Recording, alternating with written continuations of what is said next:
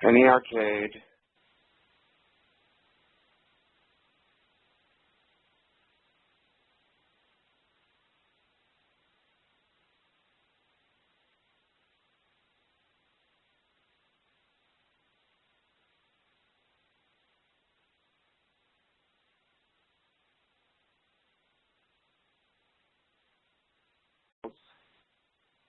So then this should be recording now.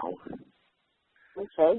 Recorder and Penny, it says the information conference.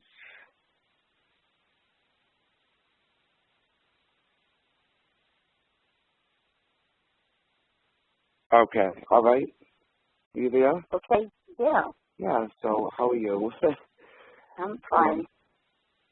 So I'm trying. What I'm going to do is I'm going to record this conversation, and I'm going to sort of ask you some questions. If there are some things you want to talk about, just feel free to insert them, and I can put a question ahead of that. Okay. The other piece of it is the research that I'm doing for the article is out of her autobiography, A Low Life in High Heels. Right. Right. So it'll be accurate. So the first question I have is, what is the illness that Holly is suffering with and has been suffering with for people who don't know? Well, the problem is we don't know exactly what's happening right now because until they do the biopsy on Wednesday, we don't know what lesions on her or tumors that are in her brain and on her lungs are. If it's cancerous, if it's not cancerous. But, fundamentally, Holly, has lived a very hard life and she's in her later 60s and she's now, suffering from, a life lived by her own rules. Right. And a lot of people would be judgmental around that, but I think that Holly has always lived, and I wonder if you'd agree with me, a genuine life. She lived a life by her own rules, and she lived a life that was pretty illegal and pretty radical for the time that, she was the pioneer as far as I'm concerned. Like, she was very much a pioneer, her, Candy, and Jackie. Could you talk about, like, in what ways do you think she furthered people's, acceptance of LGBT people? Well, I mean, the thing is like Quentin Crisp said, he felt that people, there's no use just writing books about gay people or making movies about gay people. Somebody has to live it so that people see it, So certainly Holly was about as in your face as you can get, So it's more the support that she gave to other people to feel that they weren't alone in the world. I think that was where the most powerful impact Holly made was. And there are thousands of people, who will say that, that finding out that Holly existed, gave them courage. Most people are not going to live the way Holly lived. But like I say, there's never any pity for the wild ones, but it's always the wild ones who create the change in our culture. Often I feel like we don't, the wild ones, and I say we, you, me, Holly, don't get credit for the change, but it is the most visible ones that often take the punches, and they also, get the first laws passed, and they get things done. It's the people and they're also the first ones forgotten. They're the first forgotten. Yes, absolutely. It's always assimilated ones. That's especially now I think the word pioneer, has changed in the public persona over the past 50 years. I mean, a pioneer 50 years ago, if you said somebody was a pioneer, there was a tremendous amount of respect for that person. If you say pioneer now, it's like, oh, they're elder old. statesman. Yeah, I mean, I think, do you think, and I happen to believe this, do you think that the new generation coming up in the past, 10, 20 years with technology and everything like that, do you think they've lost touch with the respect that, like, when I was younger, I wanted to know Holly. I wanted to seek these people out. I wanted to chase down the Quentin Crisp and say, tell me what you know. And most people died before they got to tell me what they know. But I've been lucky enough to meet people like you and people, who have told me, what was what over the years. Do you think this generation has forgotten how valuable that is? I don't think it's the generation that's doing it. I think it's what's being done to that generation. That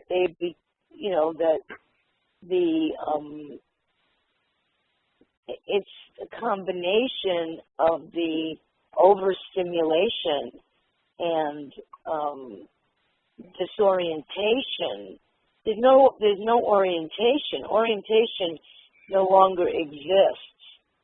Everything has been sacrificed to create the perfect consumer. Like, people don't live, they consume. People don't have adventurous lives. You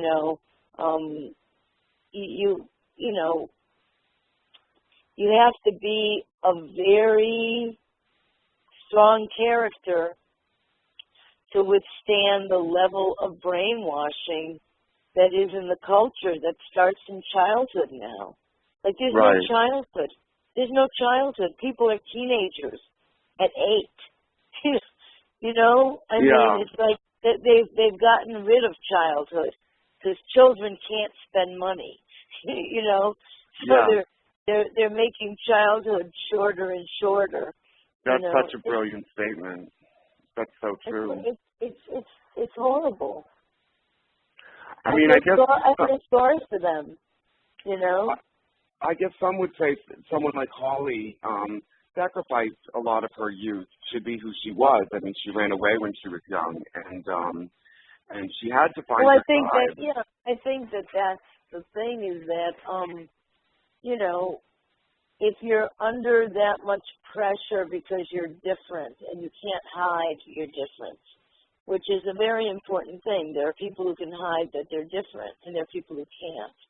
And for the people who can't hide that they're different, and I was one of those people, I couldn't hide, you leave home really early. I left home when I was 13. You leave home really early. That creates what can I call it? Your ego doesn't form properly. You're too young, so you skip a bunch of steps, because developmental stuff. In order to survive, you have to go, right? But that doesn't mean that just because you had the gumption to get out, that you are prepared to be on your own in the world. So I think there is a tremendous amount of sacrifice that takes place for people who are different and who can't fit in, who can't be supported by their families, who can't be supported in their schools, who can't be supported in their town, and, have to go, Yes, definitely. I definitely relate to a person like Holly. I mean, I ran away as soon as high school was over. I don't know why I didn't start sooner than that. But I think that finding movies like Trash and Women in Revolt, which you starred in with Holly, do you think that those films, I mean, I found them, I sought them out myself, but do you think other people, they definitely eased the pain, but I feel as though a lot of other people didn't find them because they were considered to be underground or, sort of. Yeah, well, I mean, I think that you're right. I think that, a certain number of people certainly did find them because,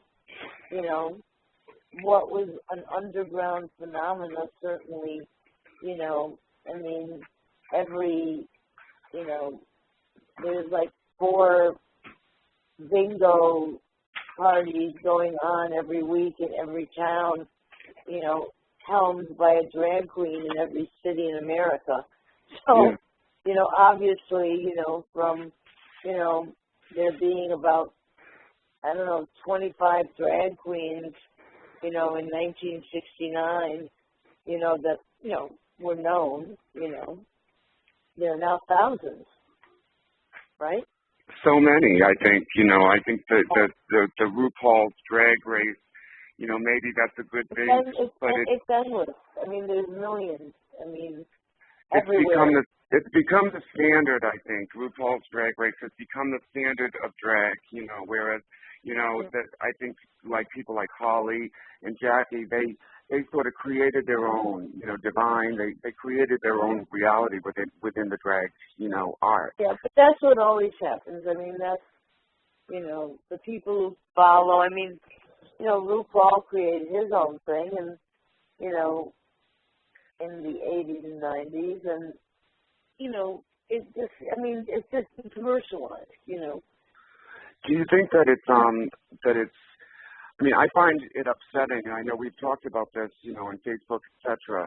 Do you think it's upsetting that, you know, people who have been pushed into the public arena, like Caitlyn Jenner, or who have taken advantage of the public arena, like Caitlyn Jenner and Laverne Cox, who are, you know, sort of living high off the hog now, off of, you know, the fame of being an openly transgendered woman? Is it discouraging that they? I don't think you can compare Caitlyn Jenner and Laverne Cox. Okay. No, that's true.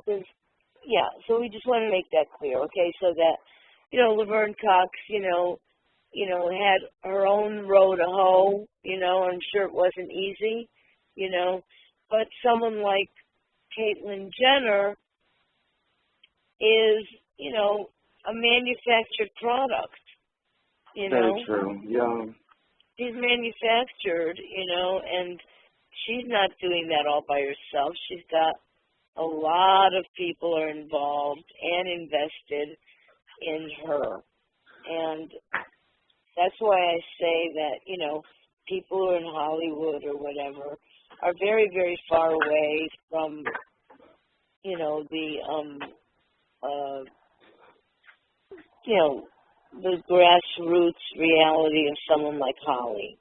Right, and she definitely is. You know, and I do think you can't compare Laverne and Caitlyn, because I think Laverne is more authentic. I think she had to do, and she still, you know, is making her own way to a degree. You know what I mean? Well, yeah, but I mean, she was in the right place at the right time to be one of the first publicly, nationally acknowledged trans women. Right. But she had to live. She had to go through the hard part too. Yeah, you know, she's so been doing that. She'd been doing that for a solid 10 or 15 years before she, you know, emerged in the public eye, as opposed to, you know, Caitlyn Jenner, who you're talking about, you know, her ability to be out is on the back of so many thousands of people, including Holly. Absolutely.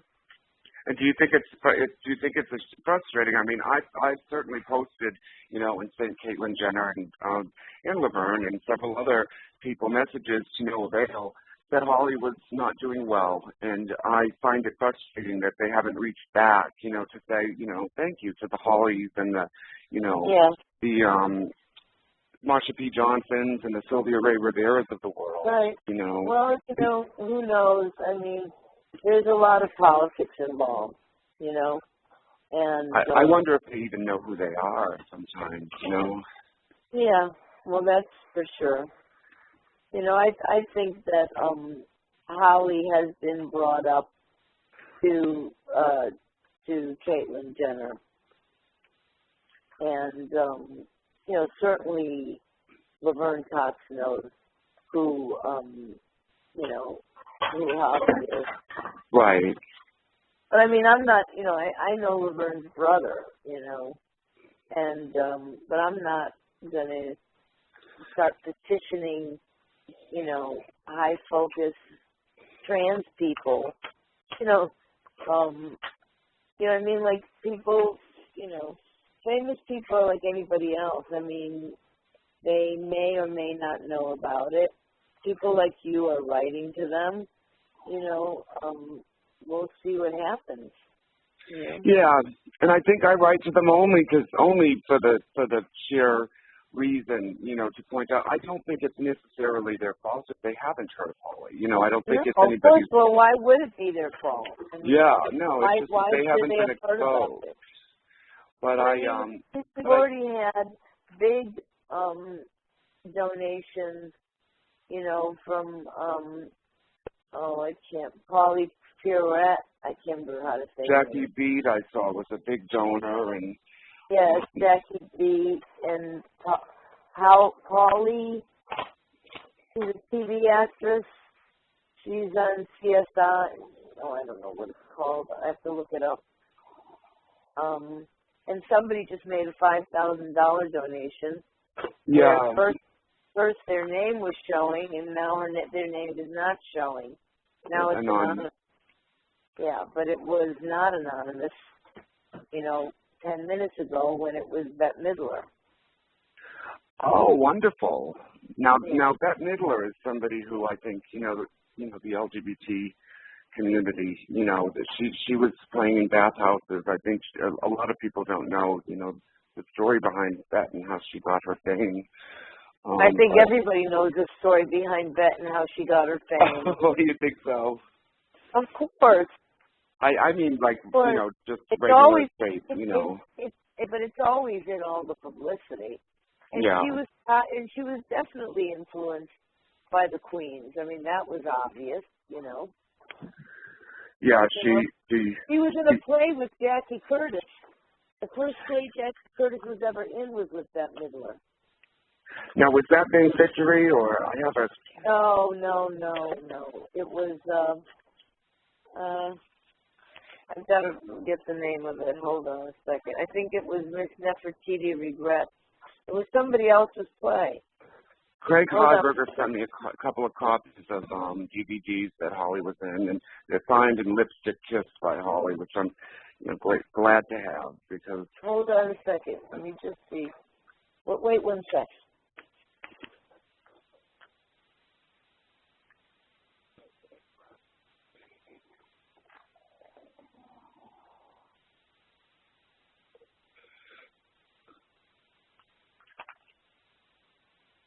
Okay. Hi. All right. So she was in. Was performed by Bette Midler. Hold on, I'm just trying to see where this was. Scott Whitman talks about it. Hold on. On Bette Midler. Bette Midler.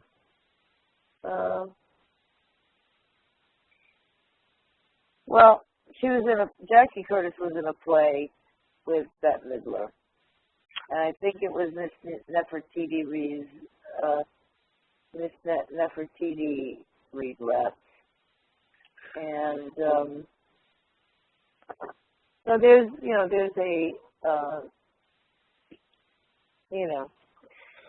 a bond there. Right. And there was, I know, in Holly Woodlawn's autobiography, her memoir, rather, I should say, in her memoir, she speaks about being at a sort of a film festival and running into Betty Davis, and Betty Davis said, I loved your picture, and she's talking about trash, and yeah. I can imagine Betty loving trash, I can imagine that. Yeah. But I have. Yeah, this is it. It was a Tom Eyen play. You spell that E-Y-E-N. Miss Nefertiti Regrets. Miss Nefertiti Regrets with Bette Midler and Jackie Curtis. Yeah. Okay. And I see I've got a copy of Cabaret in the Sky and Jackie Curtis off Broadway, Lamb of Glory in Gold and Superstar in a House Dress. All of those Right. are wonderful to look at, But that work is so undocumented, the age of the, cameras being in every sort of facet of what we own, Right. wasn't then. What would you say as far as people who do want to reach out to Holly? I'm definitely going to include how to give donations to Holly in the interview. Mhm. Well, it's we have the site on GoFundMe, which we're leaving up, which is www.gofundme.com/bringhollyhome. Bring Holly home. Right. And Holly's autobiography, Aloha, A Low Life in High Heels. I don't think I've ever laughed or cried so hard in my life. And I'm currently reading yours, actually. Fine. I'm reading your autobiography. I don't have an would you say Bad Reputation fits into it's a collection of my work. Right. Of some of my work. It's like it's an autobiographical trilogy, I suppose, but it's not. It's art that I made out of my autobiography, as opposed to an autobiography of me, by me. Right. But everything is true. There's nothing that's not true. So. Well, I mean, the truth is always, as they say, stranger than fiction anyway. It's more interesting. I think Holly's book is something that, I've read over and over again, and I just can't put it down because, I just relate to it so much in so many ways, having to run away. And New York was a place. What would you say? I mean, what do you think about New York as far as the downtown scene? Is it dead? Is it gone? It's not dead. It's just being hounded to death. I mean, it's like, look, it's always the people who create alternative art are always going to be a very, very, very small percentage of the population. So, and the people who are interested in that are also going to be a small part of the population. So I'd say we're like 3% of the population. So before, this other 97% wasn't coming to New York. I mean, there was like this vast larva of people who are kind of Sex in the City, New York. Right. Commercial New York. Huh? Commercial, assimilated New York. Yeah, so they're coming. They're not interested in what we're interested in. They're not interested in art. They're interested in cocktails and restaurants and, designer clothes. They need people to dress them. They need stylists. They don't have their own style. I mean, could you imagine, like, Janis Joplin having had a stylist? Or it wouldn't have been as real as it was. No, but it's just the point. It's the point that these are different kinds of people. Taylor Swift is not a Janis Joplin. Absolutely not, definitely. Taylor Swift has to have a stylist because she has no style of her own. And in the way that's revered, like, oh, my stylist will tell you. It's sort of like, it's very bourgeois. Like, I know you talk a lot about bourgeois values, Yeah, it's absolutely. very bougie, to have. And it's kind of sad that they have no style, No, it's not sad. It's not sad. Not everybody's the same, And there are hundreds of thousands of people. There are millions of people in America who don't care about style. And they don't have to. The problem is for the rest of us who have a lot of style and for whom beauty and art is important, we're being hounded out of New York City and out of all cities and out of everywhere because everything's too expensive. And, you know, that's the thing that's sad. That people don't have style, that's not sad. That's reality. You're right. That's true. I mean, I'm sure the people who have not had style have always been there, and they've always been that way. It's just, I think what I mean to say by that is it's difficult not to have a. I remember in the 90s when I found my flock when I went to New York, and I felt 100% who I was, and I felt like who I was okay. Right. You know, I never felt that feeling before, and I don't know that if I went to New York today, just coming out, not knowing anything, you know, if I would feel the same way. You know what I mean? You would. You'd find it's not done yet. What you're talking about is the way New York's going to be in 15 years. In 15 years, you won't be able to find it. But right now, you still find it. Yes, still there. If you were first heading out on your own at like 13, or do you think Holly, you know, would you and Holly still have gone to New York today? I didn't choose to go to New York. You see, that's the difference between you, me, and you and Holly. Holly didn't choose to come to New York. It just happened. All right? I didn't choose to go to New York. I didn't choose to become an artist. It just happened. It was an accident. Right. You know, you're from a different generation where there was enough out there already that you knew that New York was a place to go where you might meet people who were like you. You understand? Right. We're Definitely. talking 50 years ago as opposed to 15 years ago. I think the only accident with me was the artist part. Like, you know, I did choose to run away to New York, but I did not choose to be, and that was certainly, you know, like you said, an accident. I didn't choose to have the interest that I have. I just did. Right. Yeah. Right. So, is there anything else that you'd like to say about sort of, I know this is sort of been a rushed interview and like sort of, you know, it's fine. Stop. It's fine. I mean, it's just, you know, you're going to add in all of the Holly stuff, you know, and, you know, you'll have quotes from me that are good. And, no, it's just about, it's just about the reality of as gay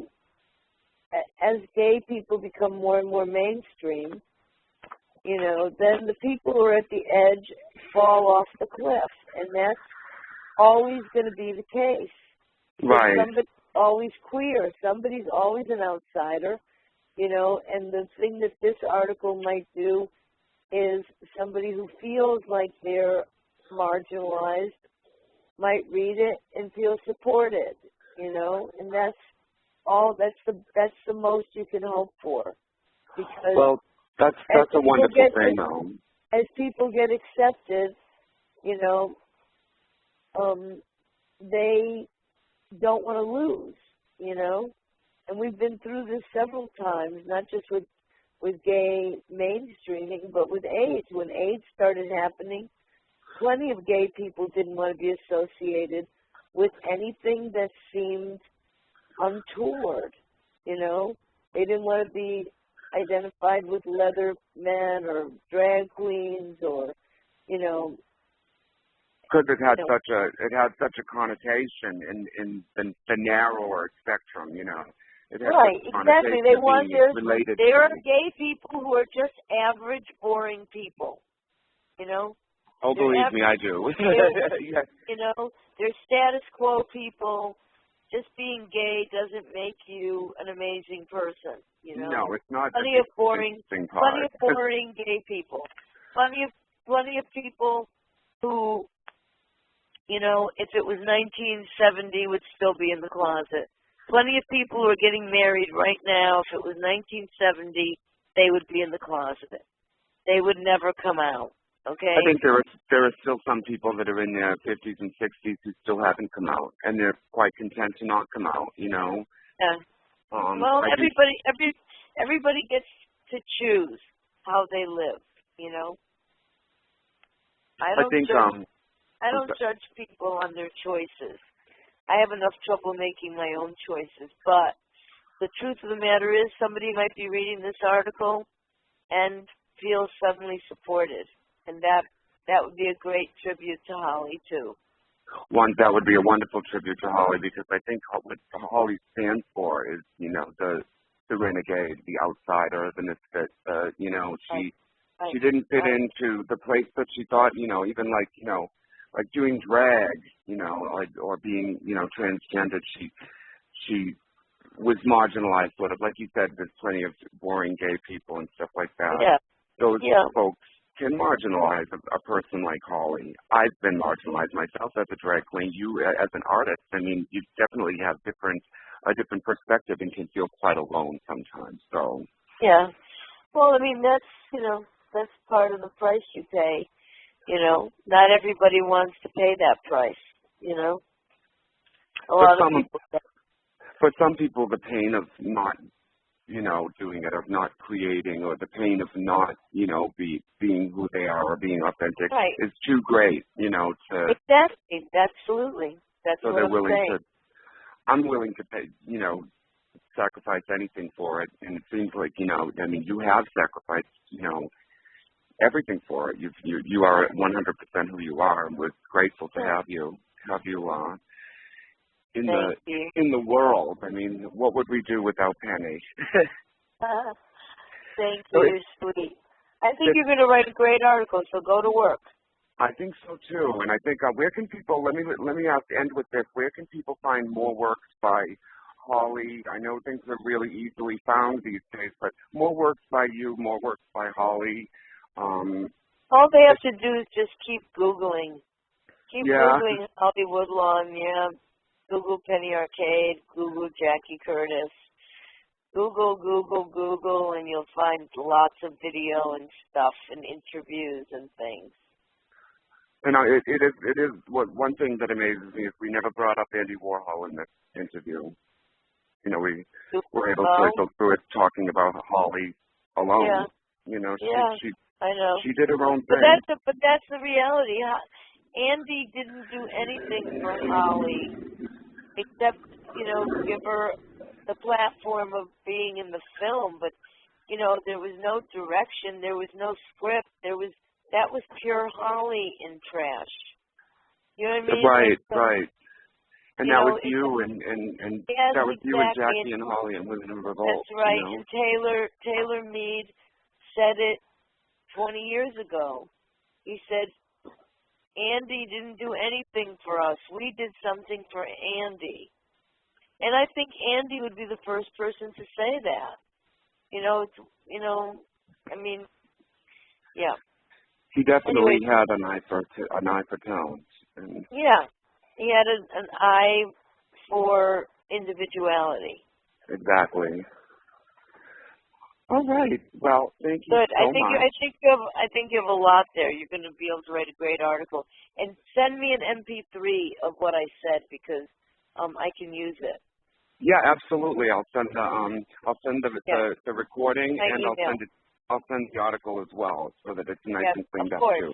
And then we'll publish it. Okay, sounds good. And then I'll post it on Holly's site too. That'll be wonderful. And I'm trying to pitch Next or HX. No, not HX. They're not around. Next magazine as well. They haven't gotten back to me, but Bay Windows, Sue at Bay Windows was very interested. She was very distraught to hear that Holly, she's a fan. Yeah. So. Okay, I love you, and I'll talk to you soon. I love you too, and I'll talk to you very soon. Okay. Bye. Bye-bye.